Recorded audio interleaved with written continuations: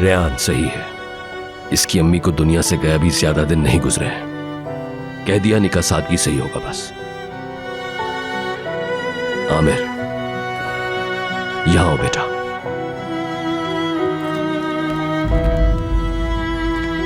ये रिंग तो आपकी अम्मी की है ना?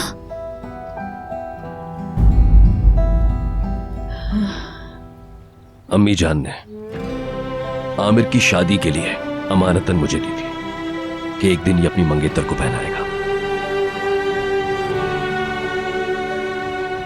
रेयान,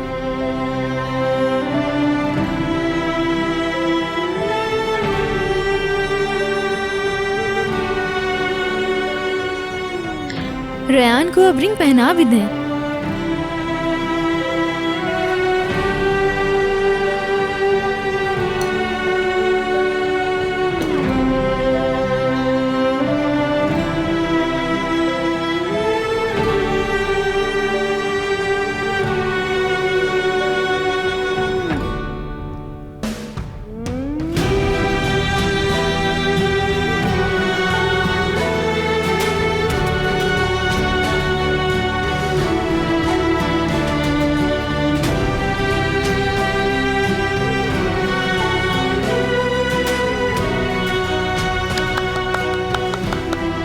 बहुत अच्छी लग रही है।